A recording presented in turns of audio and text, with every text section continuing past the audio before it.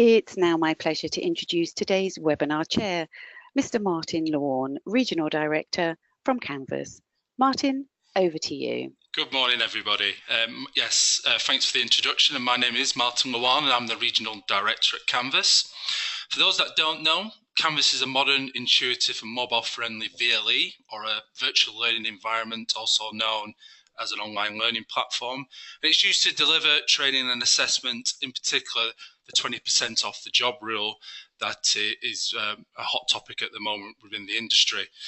Canvas are now a patron of AELP, and we've been given this opportunity to deliver a webinar today. And what we wanted to do is showcase some of the fantastic things that QA apprenticeships are doing with Canvas and across their apprenticeship programs. So therefore, I'd like to introduce you to Andre Silva and Vicky Nicholson, the product manager at QA. Hello, good morning, everyone. Thank you very much for attending. Martin, thank you very much for Canvas for this opportunity to talk about QA methodology and changes happening at this moment. And I'd like to also thank AELP to have us here today. So just before we get started, I'd like to briefly cover what we are going to be exploring today. And what we are going to be looking at is a transformation in a blended learning approach, in QA's blended learning approach, and how we moved from a blended content-centric into a blended learner-centric approach.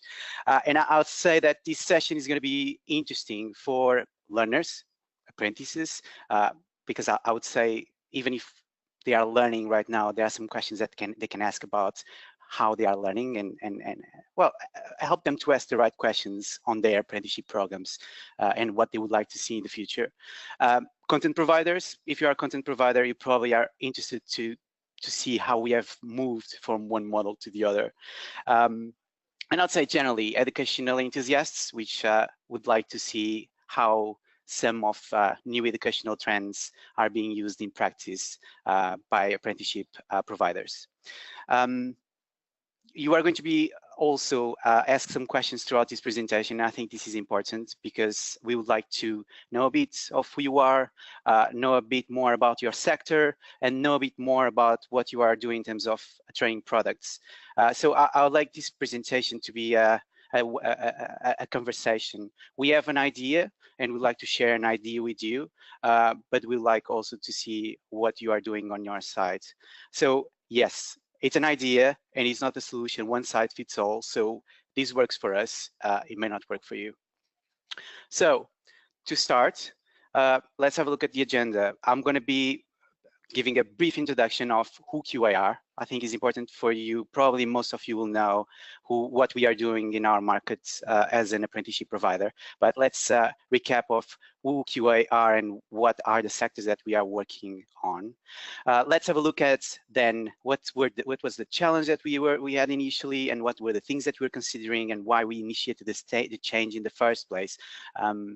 Yeah, that's going to be giving you then the pinning background that we're considering at the start of our change. The design of a solution. So what have we done to meet our requirements or get our delivery and our programs aligned with what we wanted to change?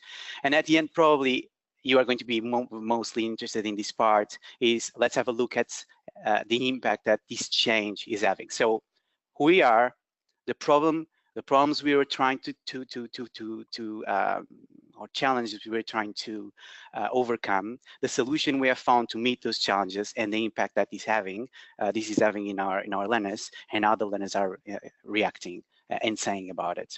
So at the end, there's going to be a time where you can actually ask us questions. And again, I'm the Blended Learning Implementation Manager at QA. I'll be dealing more with strategic or methodological questions that are from the topics behind this presentation.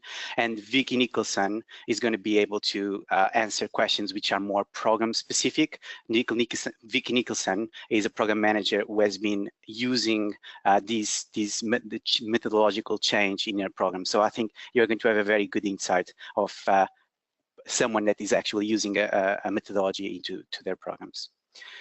So in terms of objectives, the objectives of this presentation are mainly three. we'd like to share with you the main questions and main considerations we had right at the start. What were and also some answers to those questions that led us to a specific direction.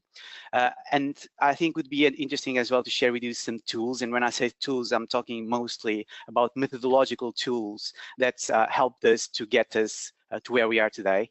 So some theory right there, and then the preliminary feedback that we are having. So the presentation is going to be mostly covering methodological aspects, but we are going to also cover some technological aspects at the end.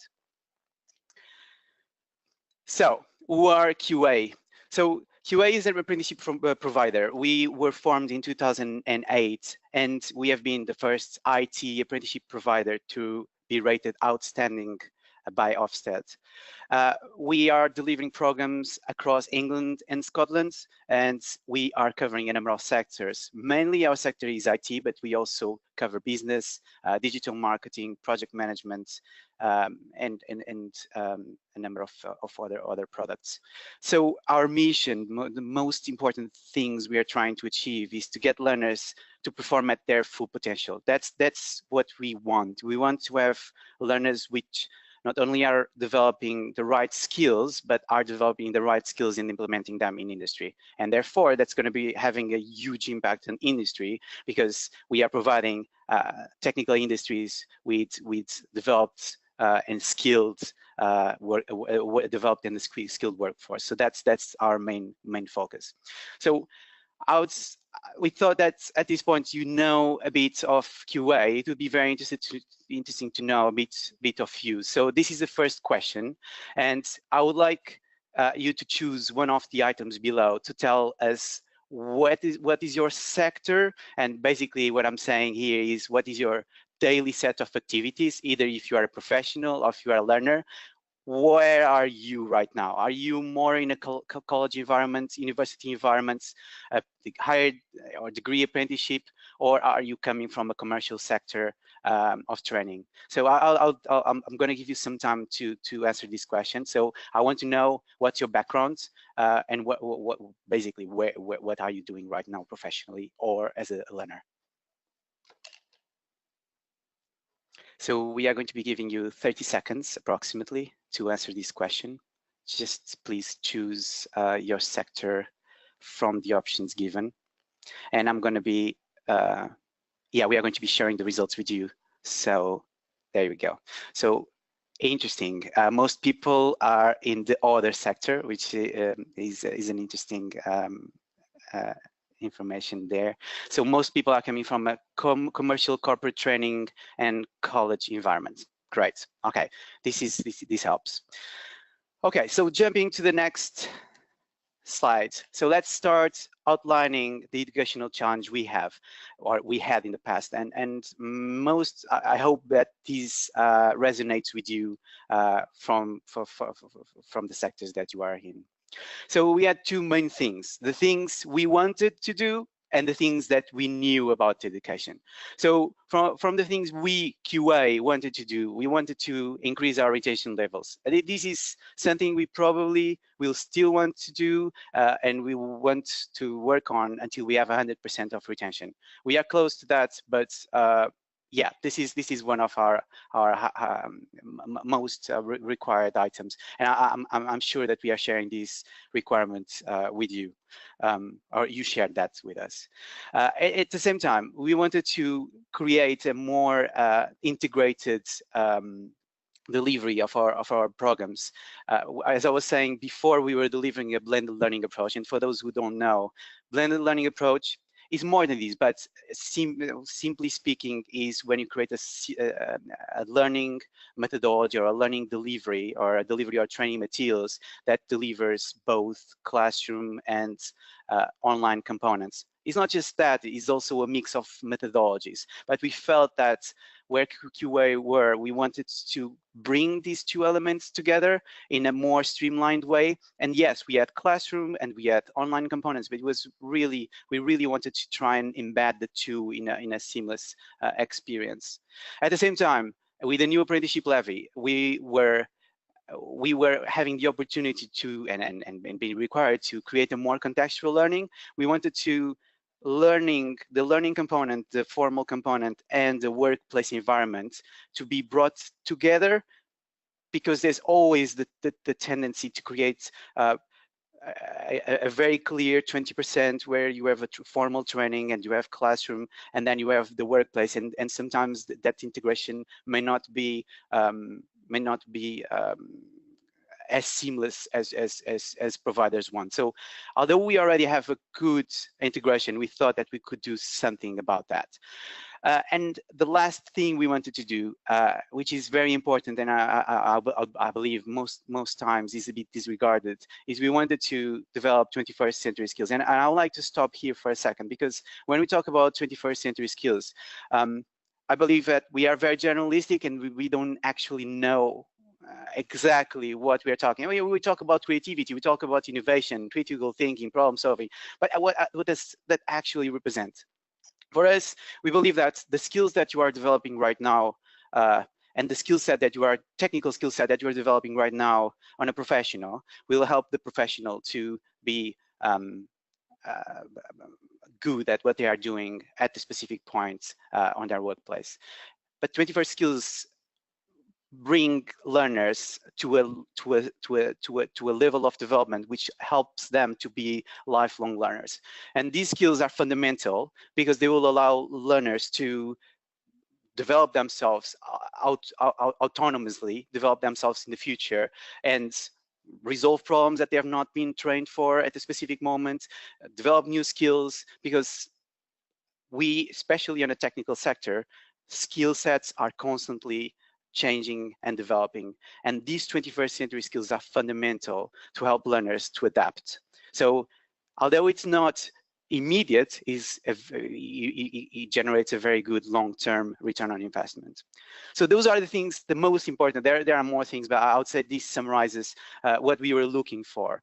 At the same time, when we looked at education and we were talking about educational theory and trends, we knew that the educational landscape is, well, we say it's changing, but actually has changed. With the new technologies and with the new way people learn, content is no longer, and the new learning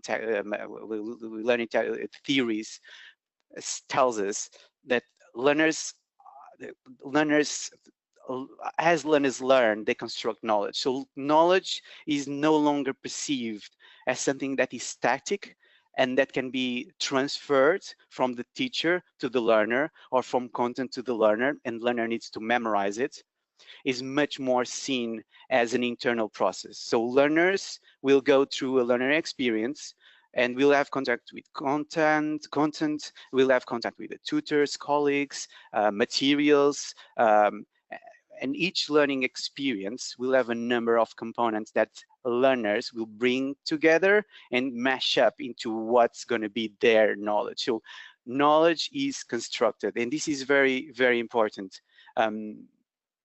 This leads to a number of discussions that we are not going to go into more detail. So this is highly simplified, but if you want to know a bit more about this educational philosophy or theory, you can read into constructivist approaches of education. So in summary, we knew that instead of having a content-centric, where content is delivered to learner, we needed to have a learner-centric approach where we give learners the environment and the components that learners can access so they can themselves create their knowledge, which is relevant to them and relevant to what they are doing in the workplace. So having this in consideration, the changes we needed to do into our programs were much more structural. These changes are really complex and demands us to rethink our conceptual model. And there may be other things of doing this, and again, this is not a theoretical discussion, but some theories and the literature helps us providing some direction, and especially these authors that I have here, Clark and Meyer, which have a very interesting book, which I've added at the end. So we are going to have a page with references that you can see in the future. But anyway, these authors created a structure or approach, I would say actually a template that is very easy to use and will allow any developer of content or training or teacher to think of learning architectures and try and adopt a specific approach to a specific type of content. So it's very important that technology should not be or educational products should not be technocentric, should not be defined by technologies, should be defined by what we want to deliver, what are the skill sets we want to deliver. That's going to be defining what the architecture you need to use, and then you use the technologies. So we gone down to the core. So these authors define 3 main architectures. There's a fourth, but I'll say these 3 architectures are the more important, the most important for the sake of this presentation. So the first would be receptive, directive, second, and third, guided discovery. So what I'm going to do is I'm going to spend some time. You don't need to read all these in detail. I'm going to simplify, provide a very simplified explanation so you can understand the difference between the 3 approaches. But mainly, the receptive approach is mostly focused on acquisition of information and usually very low interaction. For example, this conversation we are having right now is mostly based on a receptive approach. I'm giving you a specific set of information that is basically asking for a low level of interactivity from your part. Okay, so that's a receptive approach, and this may be useful, for example, to inform people about a specific topic. Then you have a directive approach. Directive approach is what is the approach is based on response strengthening, which is more on a behavioralist side of educational theory, but tells you that by doing something over and over again, by doing and testing, you're actually reinforcing your brain connections of how to proceed in a specific situation. And therefore, this can be used to help learners to perform specific procedures. Let's cover that in a bit in a couple of minutes. Let's go down to the next one, and then we'll get back to this one to see what are the differences between this one and the next one. So the third one is the guided discovery, and the guided discovery is based on approach to education, which goes around knowledge construction, which we just talked about, and where the interactivity is high. And usually you use this architecture uses approaches such as problem-based learning or project-based learning or challenge-based learning that has been tested and used by a number of institutions for a long time and have had a very good result in terms of impact. So the main difference, the receptive is a very simple approach. I'm not going to go and cover that in a bit more detail, but the directive in the guided discovery approaches are very interesting because they can be used in different or for different purposes. And again, looking at the content that you want to deliver, you may want to deliver something that the authors call near transfer skills or far transfer skills. And for me, I believe this is the way that you can distinguish the type of skills that you are developing, and therefore use a methodology or architecture which is most aligned with the skills that you want to develop. So near transfer skills, it's very simple. I know that this looks a bit complex, but near transfer skills are the skills that the way you teach them in the classroom are the same way that you are going to be using them in the workplace. For example, how to use a specific tool, such as how to use Microsoft Word. I can deliver a training on Microsoft Word, and the way you are going to using, obviously you are writing different types of documents, but how you use the tool is going to be exactly the same. So that's why we call near transfer skills. And again, the purpose of this is to perform specific procedures. You don't need to think much. You don't need to problem solve. You don't need to, it's just a direct application of skills. Where far transfer skills are skills that are much more difficult to develop in the first place, but will allow you to create a set of principles or a set of skills that will allow you to adapt and adjust the principles to different realities. For example, business management, leadership skills, how to lead. It's very, I can give principles, but it's very difficult to teach someone or prepare someone to all the situations that are going to be facing in the future. For example, project management. How can we prepare learners for all the projects that they're going to be embracing in the future? So this is typically involves typically strategic thinking or problem solving skills that will apply to a number of realities. So having in consideration these two different types of skills, near transfer skills that are directly transferable, and far transfer skills which are dynamically applicable to multiple realities, define the type of architecture that we should be using. So in the case of degree apprenticeships and the QA apprenticeships, we are mostly developing far transfer skills. For example, coding. We need to teach learners how to problem solve, how to think critically, how to innovate, and therefore a methodology or an architecture which is closer to a guided discovery is going to be providing us the environment for those skills to be developed. So going to the next slide, and sorry if I'm killing you with theory, but I think it's very important for us to have a good foundation before we can progress into actually designing the program. So what we were saying is we were delivering a model which was very close to the traditional methodologies, where it was a bit more content-centric. We had more classroom delivery, we had content, but the content was driving teaching.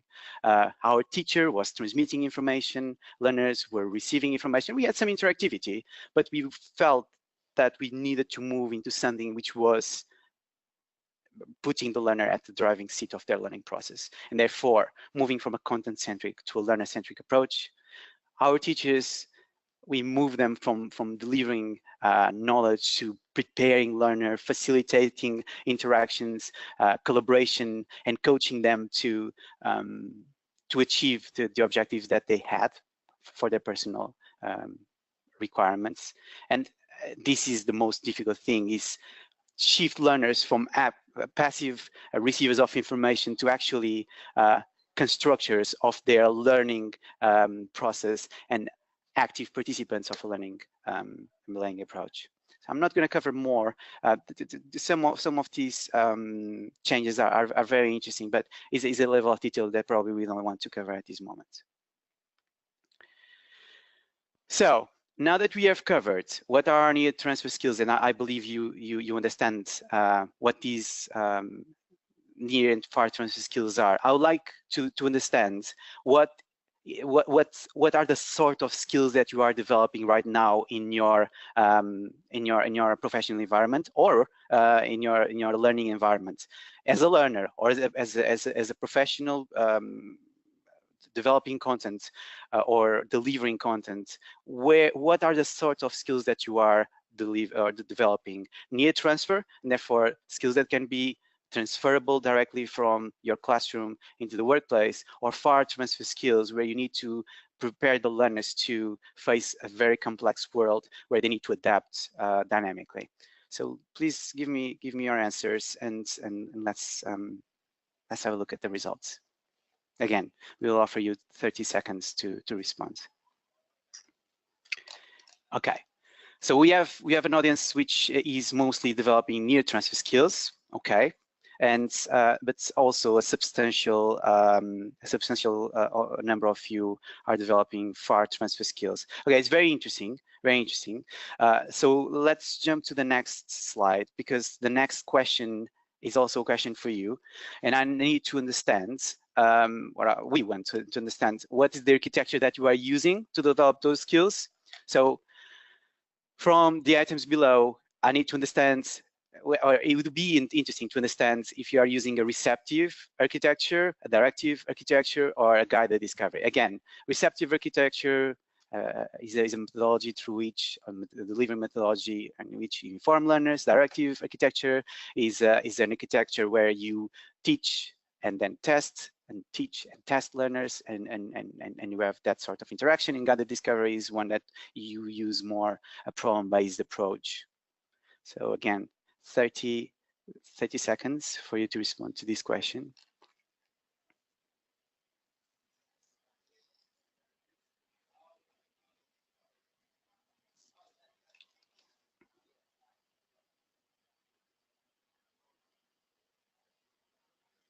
Again, this is for content developers, but also for learners.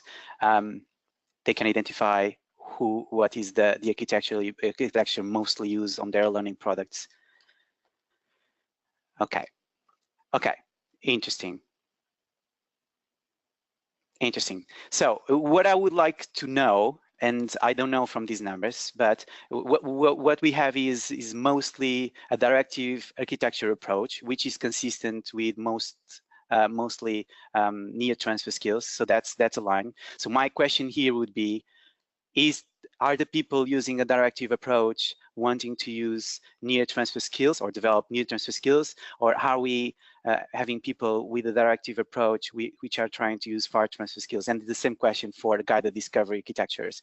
Are people using a guided discovery architecture trying to use near transfer skills, or is it aligned with far transfer skills? And I think this is a thought process that you can have whenever you create new educational products. So I'm ready to progress. So now that we have identified what was our problem or challenge initially, and what was the direction that our the educational theory was telling us, let's have a look at what we have done to create a solution to that challenge. So our approach created modules which are divided into 4 stages, and these, we believe, help us to get the most potential out of learners. So the first part of our modules, and again, this is one module. Our programs will have a number of times where this cycle is used, but the first stage, we have an online interactive introduction, and this basically provides learners with information relevant for them related to this module, topics covered, and basically we are talking about fundamental information. Usually what we also do here is we get learners to interact with each other, and we start creating a sense of community and social presence. Then we have classroom component. Classroom component is fundamental to ensure that learners are actually at the level we expect them to be, and we use these opportunities to either go a bit more in depth in terms of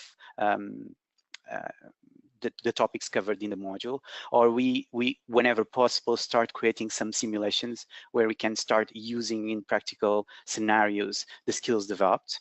And as soon, usually this can go up to a week, although we try to have this block smaller or shorter than that. And once we feel like learners are prepared, have the fundamental level of information, what we do is we launch them with the main challenge. And this main challenge usually is an open challenge, in the sense that they don't need to specifically go to a set of requirements. We leave open to learners how to get to the end result. And in theory, whenever we can, we link this challenge with the workplace. So what we are going to ask at the end is for learners to develop or create some learning artifacts, such as, for example, a report on how they have applied those specific principles requested on the challenge to the workplace, and how the module ends is with a presentation where learners come back to the classroom to present what they have done. So what you have here is a mix of architectures, where most of our architecture is a challenge/problem-based approach, which is a guided discovery architecture. So if you are curious to see exactly how it links, or how we link module to module, we don't have learners to come for a presentation, which usually takes a day. What we do is we link modules together in a way that you have a seamless flow.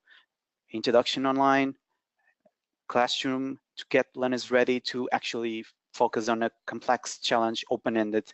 And it's very important. Something really important to cover is our challenges are not testing knowledge.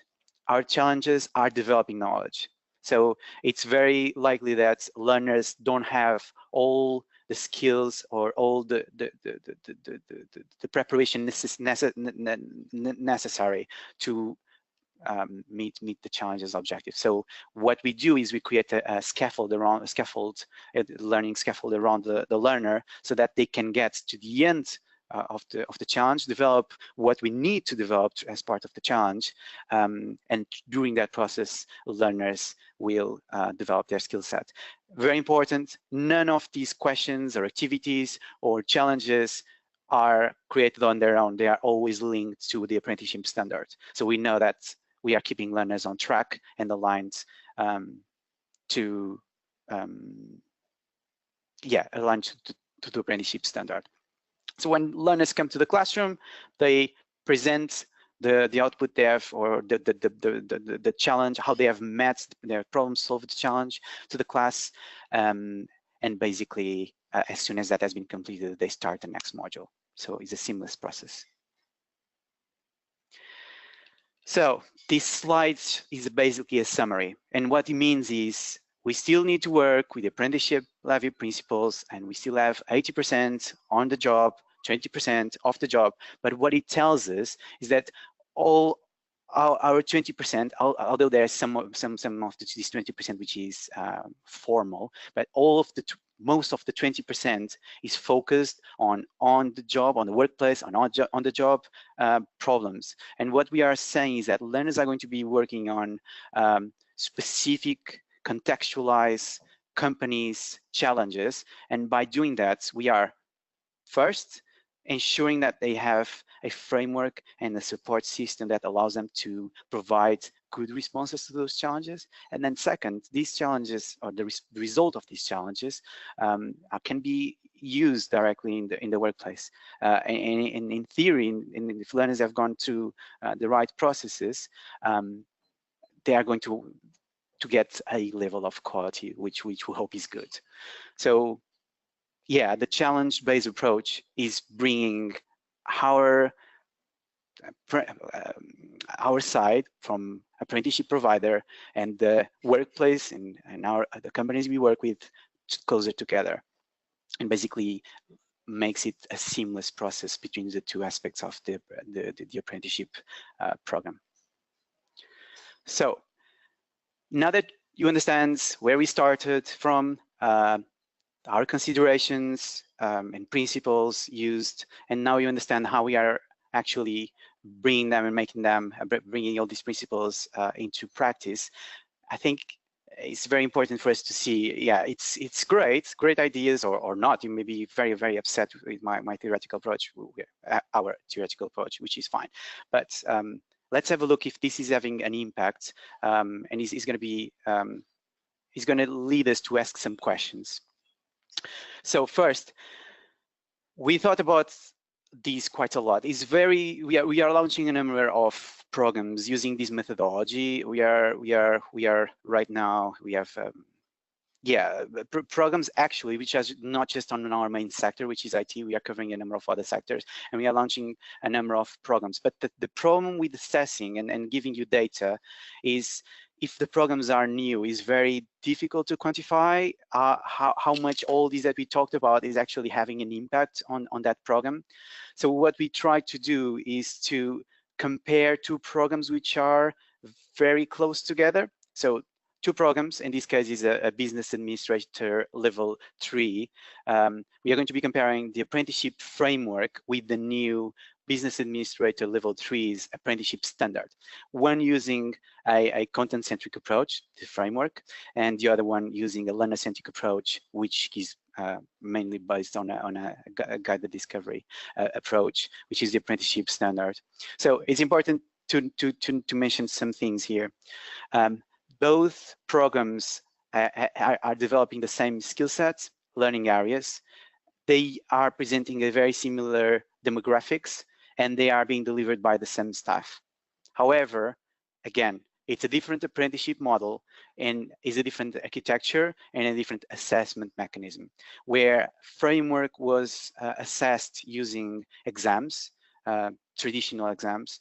The apprenticeship standard is being assessed through these challenges. So the actual engagement with the workplace will give them the results and the evidence and the naturally occurring evidence that they need for their apprenticeship standard.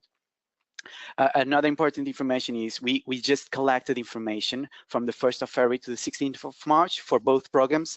And because the apprenticeship framework has been, we have been delivering it for longer, for that specific timescale, we got more surveys than we got for the new approach. So we are talking about 123 surveys for the apprenticeship framework and 39 surveys for the apprenticeship standard.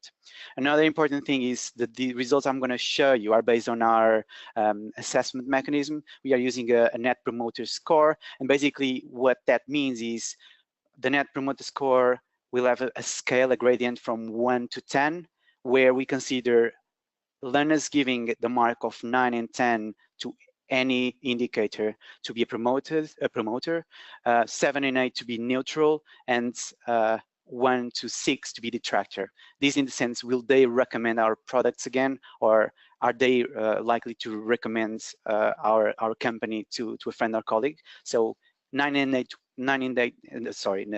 10 would promote, 7 and 8 not really, and definitely not. Learners would give us score from 1 to 6. So I know that some companies may use a different approach. This is our approach. So all the results that we are going to be covering next are based on these assumptions.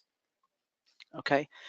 So another indicator there, just before I progress, is we are collecting surveys at the end of each classroom session. So going back to the model I just presented you earlier, every time we have a classroom session, at the end of that classroom session, which usually is the end of the module, start of the next one, we pose them with a number of questions.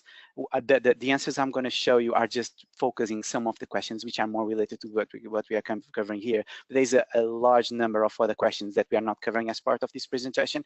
And I'm going to be at the end of this set of data, I'm going to ask Vicky if there is anything that she may want to add as part of this data set. So the first comparison, again, comparing a framework, which is content-centric, with a learner-centric approach, which is the standard Business Administrator Level 3 program. We asked learners if they felt that the training would improve their job performance. What we have noticed is we have a substantial increase in the promoters who believe that this training will improve their job performance. I'm going to jump to the next slide. The next set of data asks a very important thing. Can they apply the knowledge and skills learned in this classroom to the job? And again, we still have some detractors on the new learner-centric approach, but in terms of promoters, we have also noticed quite a good improvement. And again, it's we need to be very cautious with this data. This program is right at the start, and we don't have the same number of surveys on the new approach. So therefore, it's, although the numbers and this looks positive, we need to be very we need to be very aware that these numbers may change in the future. Again, we asked the learners if they felt that the training was worthwhile investment in their career development. We had a very good increase from the framework to the standard, and especially we managed to not have any detractors on this specific indicator. And I'm bringing also an overall satisfaction. And in terms of overall satisfaction, is for us as a company, seeing that learners are responding well to this new approach is really encouraging for us. We managed not to have detractors on these data sets, and in terms of promoters, it raised quite substantially. So Vicky, now that we have covered this information in this data set, you have been working very closely with learners, and you have been behind the two programs. Would you like to give a bit more information what you think is behind this different or the different way, or the way that learners are perceiving the new programs? Why are they so positive about them? Do you have any ideas from your close contact? Yes, of course. Thank you, Andre. I think one of the main things that's really kind of resonating in some of this feedback we're getting from learners is previously in the content-centric approach, they were attending training or doing packages of learning for a specific subject area or topic, and then standalone completing perhaps an exam on that, but not necessarily seeing the direct link into how that impacts them in their place of work, how they can apply those skills in the workplace, and how they can grow as an individual by learning that content. Using the learner-centric approach really puts them in kind of the driving seat of this learning, but also gives it a much more organic feel to what the learner's going through. So they attend the sessions and have the online complementary training to support the knowledge area, but through the challenge and task that they're exploring during kind of the guided discovery element, they're directly looking for the linkage to their place of work. Okay. Great, and I'll say the feedback we have after is going to be adding a bit more detail on what you are saying. So what we have here is some of the feedback learners have been leaving us in regard to the new program, and I would say there are a number of things important here. Yes, some learners have been mentioning that it's great to have this integration of training in their busy work schedules, but actually when you start looking at the feedback and learners' feedback, what you actually see and feel is that learners are very, very much happy with how technology is bringing people together.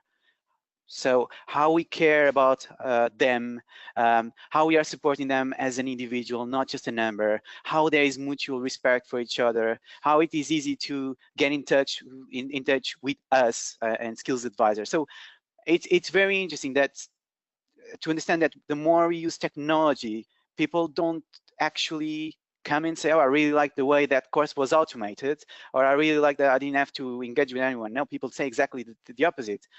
Technology is allowing me to get closer. Now, I think if there's something that we can take out of these numbers is, as we use more technology and as we use this approach, this much more learner-centric approach, and we create a scaffold around learners are reacting well because they feel supported and they feel closeness.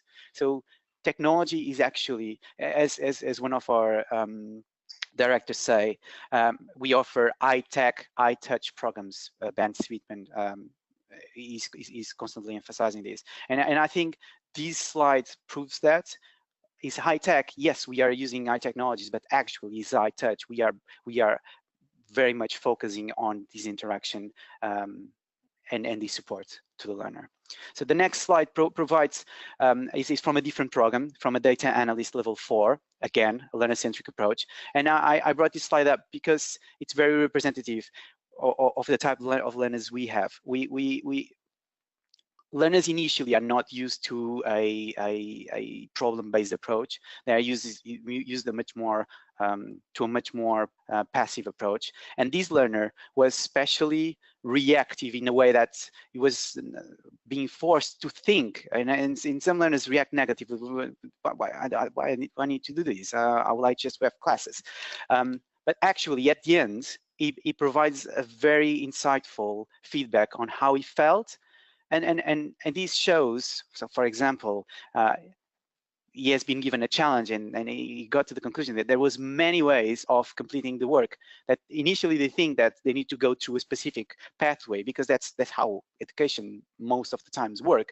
But no, they are led to find their own way. And then when they come to the classroom and they present to each other, and sometimes in the forums and they discuss with each other, to get to the same result, people use different pathways. And at the same time, they think they are struggling with a challenge before they actually start working, but when they start working, they understand, oh, it's not that difficult. So it shows, and this slide is fundamental because it shows the development of a number of 21st century skills, communication, problem solving, innovation, and I think it's something for us to have in mind.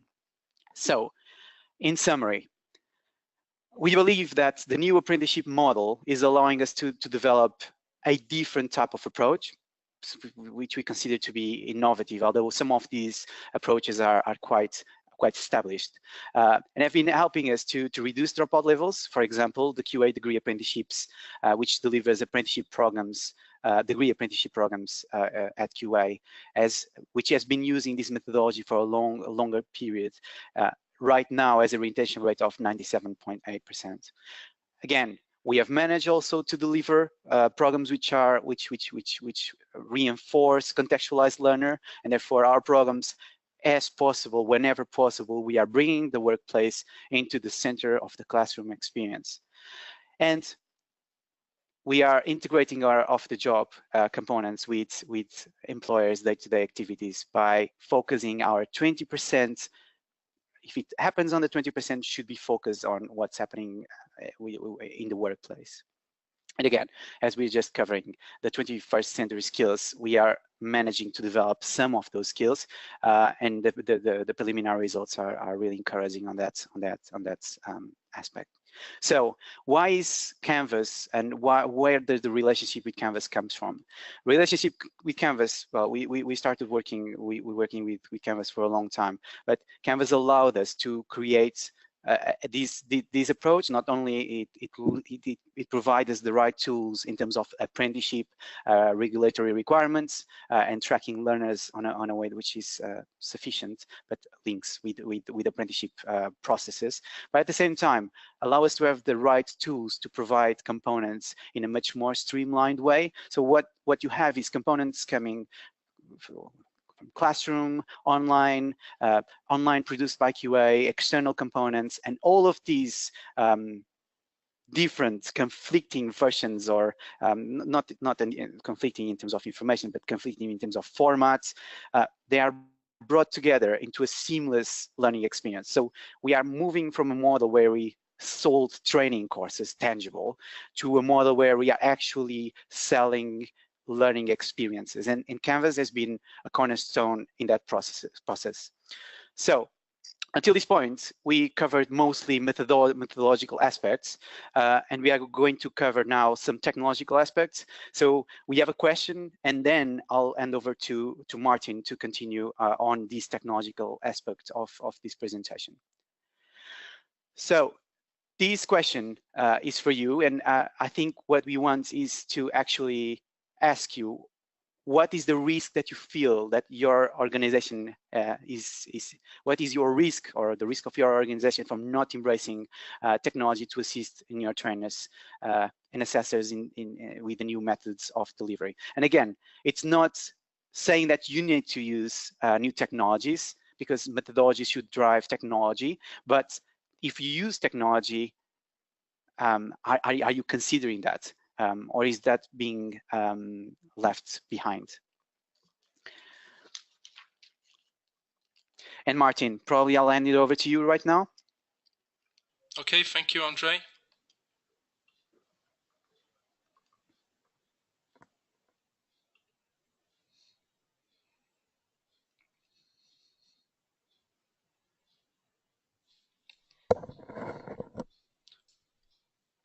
So that's an interesting result there. We're showing that 36% of you showing that there's a moderate risk to your organization and not embracing technology. That's really interesting information. Thanks for that. So if you could show the next slide, please. Fantastic, thanks for that. So thank you very much, Andre. That was a fascinating and really informative and useful presentation. Thanks again. So as Andre passionately described, a traditional content-driven training methods don't necessarily engage learners as much as more collaborative, problem-based learning activities. In addition, technology and learners' expectations of technology has really shifted dramatically in recent years with the introduction of smartphones, new technologies and devices. We've also seen a rise in social networks, which are now pretty well established in everyday life. These things have changed the way that we interact in our world and learn and work, and continue to change at a lightning speed. This is why Canvas was developed. It was developed to provide learners and tutors with an easy-to-use, flexible and modern online learning environment that engages their learners using new technologies that they've become accustomed to using in their everyday lives.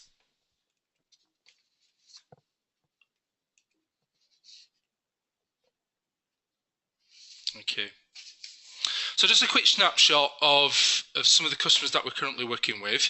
And as you can see here, we're currently working with approximately 25 FE colleges in the sector, over 30 UK HE institutions, some large ones based around the world as well, especially in the US, is where we come from initially, with the likes of Harvard and Stanford University using us, but training organizations as well.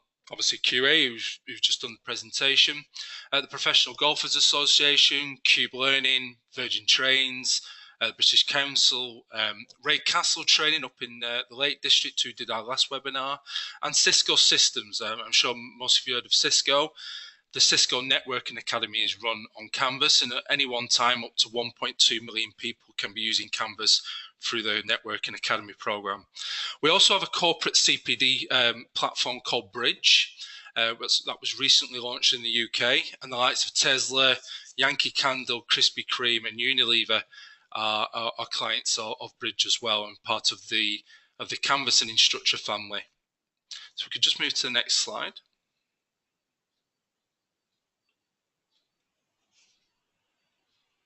So if you want to find out more, we're running an event at the National College for High Speed Rail in Birmingham on the 25th of April. We shall send out details about this event afterwards. But feel free to join us. We're pretty much going up to capacity already, actually. We've had a fantastic response to this. There'll be an opportunity to meet with Canvas clients, partners, and some of those are down at the bottom of the screen here as well. But there's also an opportunity to see some augmented and virtual reality and how that is being used to engage learners in an educational setting. I really encourage you to come down. The facilities down there at the National College for High Speed Rail are amazing, and they're producing the engineers for HS2 and other rail projects going into the future. So my last slide here, but this, as you may know, we've just become a Canvas or a patron of AELP, and to celebrate that fact, we're giving a 10% discount to all AELP members. That runs until the 25th of May, so please get in touch. The email address is down at the bottom. You can email us at sales@canvasvle.co.uk. You could also visit our website at canvasvle.co.uk/FE, and that also encompasses our training provider area as well. One of our regional directors, like myself, can have a conversation with you about your own bespoke needs and how you could adopt something like Canvas in your organisation. So thanks for your time. We're going to take some questions now. So what I'm going to do is I'm going to jump to the questions pane. If you want to look at some of the references that Andre talks about during his presentation, they're on here, and this recording will be made available to you afterwards. So I'm now going to ask some of the questions to Andre and to Vicky. So, okay, we've got some good ones here actually. So first of all, I'm going to ask, so how do you allow for communication and guidance during the challenge stage of each module? Is it mostly done through online message boards, etc.? Yeah, I can probably respond to this one, Vicky. So, sorry? Okay, yeah. Okay. Yeah, so we use mostly asynchronous methods of communication. Asynchronous is messages in forums. So we usually have open forums for the cohorts, when the problem or the challenge is similar, and therefore they can ask questions in regards to a specific challenge, and the answer may help other learners. But we also have coaching, individual coaching per learner, to ensure that learners are applying a specific challenge to their specific professional environment. Fantastic. We've got a question here from Alison at Preston's College. How often do you meet the learner face-to-face? That's well, that's a difficult question, because what were we talking about? Classroom sessions, let's say. So we have classroom sessions about every 6 weeks, 5 to 6 weeks. We have a classroom session, so we will meet learners at that point. If we are talking about skills coaches, we can provide, and we are embracing a model where we provide ongoing support. Where usually they can either contact every 5 to 6 weeks, or we can have contact over the internet or phone. Thank you. This is probably a pretty good question, actually, from Tony Longland. What was the main change / development needed for staff who are trying to move from a receptive directive to guided discovery-based approach? Did they need a formalized training program or development program? Yeah. Vicky, do you want to answer this question? I would say you have been, because you were delivering a program before and after, you probably are the best person to respond in terms of the actual challenges. Definitely. So obviously it is a cultural shift for the delivery staff who are used to quite a traditional method. So what we did is have kind of a structured implementation plan on how we're communicating that change to those individuals, and then like follow up day sessions with them just on actually how do they interact with Canvas and what does it mean to ensure that they can really embrace the technology that's there. And promote the change, so it's not something that's kind of scary or they feel that their role's really drastically changing. It's saying how this component actually supports what they do and adds another layer for the learners and individuals.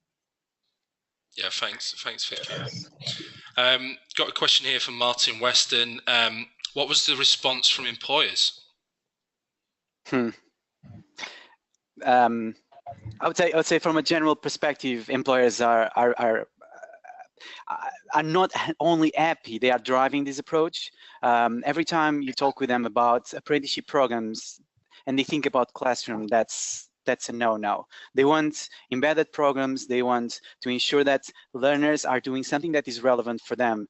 And what we actually do with this approach, with QA's approach, blended learning, learner-centric approach, is we are creating programs which are customized for each one of the employers. So although we don't need to make changes to the content by creating challenges which can be then applied to different realities, we are creating customized programs. So any company would welcome our apprenticeship program which is tailored for them. Thank you. We've got a question here from Mahbub Chowdhury, which says, has this led to more administrative tasks for the lecturers or for the tutors? Has it caused for the lecturers or the tutors? Yeah, has it caused them more work? Actually, no, not for the lecturers or tutors. What we are doing is by creating new channels, you actually are allowing them to communicate more simply. So, and I'll say, Vicky, this is one thing that we have noticed in one of your programs. You actually have tutors coming into the online environment and engaging with learners before the classroom without actually being asked to do so. They come into the environment and they say, hey, hello everyone, I just thought I should see what you are covering right now and introduce myself, and we are going to meet each other tomorrow. So I just thought I should say hi, and that has an impact on the face-to-face aspect, because you break the ice even before you got to the classroom. Vicky, is there anything you want to add? No, I agree. I think it kind of makes a lot more, it joins the community together. It can feel quite separate that the tutor or lecturer handles classroom activity, but now they can see where that's going and being implemented in the workplace, and also kind of interact with that group, and they don't have to. They've kind of volunteered in to do that, which is really brilliant. I think that's been a huge positive actually to see that happen quite naturally. Okay, thanks, Vicky. I've got a question here from Sue Gorman's Way. Do you think this approach would work for practical skills-based apprenticeships like engineering, motor vehicle, professional cooker, for example? Yeah, no, absolutely. And I would say the problem-based approach, the interesting or the challenge-based approach, the interesting thing is that you can adapt it to any environment. What you need to have is a skills or a foundation of skills so that learners can build upon. You cannot just go to primary school and start implementing these models. Usually when you apply these type of methodologies, you need to have a baseline of knowledge so that you can start using that to leverage and develop further knowledge. So yeah, we are applying these in business, we are applying these in technology, we are applying these in a number of sectors, and what we need to do is just rethink how the questions are going to be applied in the workplace. Yeah, and try and be as open as possible. Great. Well, we are over time, so I'll just ask one more question. That's from Martin Weston, and he asks, have employees been surveyed regarding VLE integration into apprenticeships? Have you asked them, or do you consult with them about the use of online technology like Canvas? Sorry, what's the question again? So the actual question is, have employees been surveyed regarding VLE integration into apprenticeships? Yeah, I mean, we have Ofsted's monitoring what we do in terms of as an apprenticeship provider, and we have been implementing or using the new technologies and virtual learning environments for quite a long time, and we have had we have not had problems because we use new technologies now. As long as the implementation is sound and you still are functioning within the regulatory requirements, well, if it's generating a good learning experience, all the better. Great. Thank you so much, Andre and Vicky. Really appreciate you coming on today's webinar, and thank you very much. Have a great day. Thank you. Thank you for the opportunity to be here. Thank you very much to Martin, Andre and Vicky for today's presentation, and more importantly, thank you all for attending today's webinar, How Your VLE Should Be the Spinal Cord of an Outstanding Learner-Centric Experience. If you do have any other questions, please do send those to the events team at AELP. Once you leave today's webinar, you will receive a survey about the webinar. If you could keep your browser window open, we'd be very grateful if you could spare a minute to complete the survey for us. The scoring system is 1 is excellent and 5 is poor. You will then receive a follow-up email, usually within 48 hours, with a link to view a recording of today's webinar, along with a link to view a PDF of the slides. On behalf of AELP and our presenters, thank you so much for joining us, and please do enjoy the rest of your day. Goodbye.